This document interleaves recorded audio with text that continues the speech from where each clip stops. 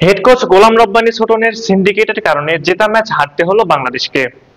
বাংলাদেশি বংশোদ্ভূত Italian footballer Abdul Kadir ও American footballer Farzad আফতাবকে 1 মিনিটের জন্য সুযোগ দেননি হেড কোচ ছোটন, যাদের অভাব হারে হারে টের পেয়েছে বাংলাদেশ। ফলাফলস্বরূপ জেতা ম্যাচ হারতে হয়েছে বাংলাদেশকে। গতকালকের ম্যাচের আন্তপান্ত নিয়ে বিস্তারিত থাকছে প্রতিবেদনের বাকি অংশে।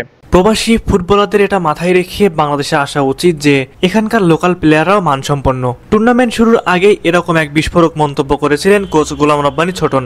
একজন প্রফেশনাল কোচ কিভাবে এরকম বৈষম্যমূলক মন্তব্য করতে পারে, তাও টুর্নামেন্ট শুরুর আগে, যেখানে একজন কোচ দলের অভিভাবকের দায়িত্ব পালন করেন, যেখানে তার কাছের প্রতিটা প্লেয়ার সমান হবে, সে জায়গায় এমন ইনসিকিউর আচরণ সত্যি লজ্জাজনক। তাই তো সবাই প্রশ্ন তুলছেন এই কোচের সিন্ডিকেটের জন্যই ম্যাচ হেরেছে বাংলাদেশ। চলুন এবার একটু গতকালকের ম্যাচের দিকে নজর দেওয়া যাক। নাটকীয় টাইব্রেকারে সাফ ফাইনালে হারলো বাংলাদেশ। টাইব্রেকার মানে স্নায়ুযুদ্ধ। সাফ অনূর্ধ্ব-19 টুর্নামেন্টের ফাইনালের টাইব্রেকার ছিল বেশ নাটকীয়তাপূর্ণ। বাংলাদেশ টাইব্রেকারের এক পর্যায়ে লিড নিয়েছিল। ভারত তাদের তৃতীয় শট পর্যন্ত 1 গোলে পিছিয়ে ছিল।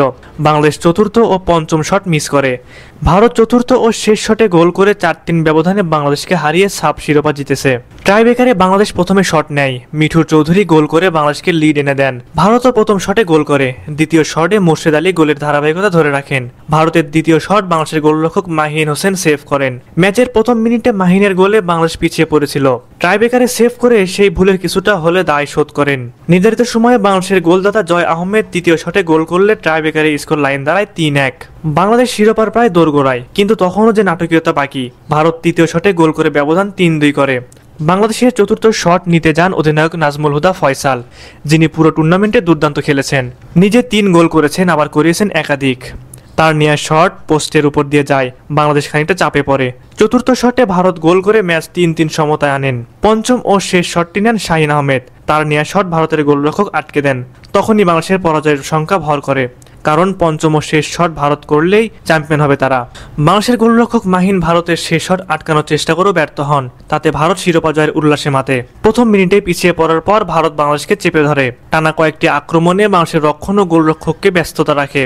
প্রথম 20 মিনিট ভারতের আক্রমণ সামাল দিয়ে বাংলাদেশ স্বাভাবিক খেলায় ফেরার চেষ্টা করে। কর্নার থেকে ভারতের বক্সে কয়েক দফা ঘুরে বল পান জয় আহমেদ। তার নেয়া শট ভারতের ডিফেন্ডারের গায়ে লেগে বল জালে জড়ায়। বাংলাদেশ ম্যাচ সমতার আনন্দে মাতে। পুরো টুর্নামেন্টে এটি ভারতের জালে প্রথম বল প্রবেশের ঘটনা। বাকি সময় বাংলাদেশ কয়েকটি গোলের সুযোগ তৈরি করলেও ফিনিশিং দুর্বলতায় নিট নিতে পারেনি। রেফারি খেলার শেষ বাঁশি বাজান।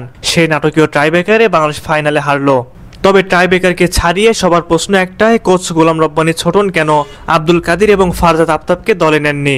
কোচ ছোটন কি সরাসরি সিন্ডিকেটের ইঙ্গিত দিলেন, নাকি অন্য কিছু? সবার প্রশ্ন এখন একটাই, যদিও এই প্রশ্নের কোনো স্বাভাবিক উত্তর নেই কারোর কাছেই। সুপ্রিয় দর্শক, আপনাদের কাছে কি মনে হয়, কোচ গোলাম রব্বানী ছোটন কি সিন্ডিকেটের কারণে ফারজাদ আফতাব এবং আব্দুল কাদিরকে দলে খেলাননি, নাকি অন্য কোনো কারণ হতে পারে? অবশ্যই আপনারা আপনাদের মূল্যবান মতামত আমাদের কমেন্ট করে জানাবেন।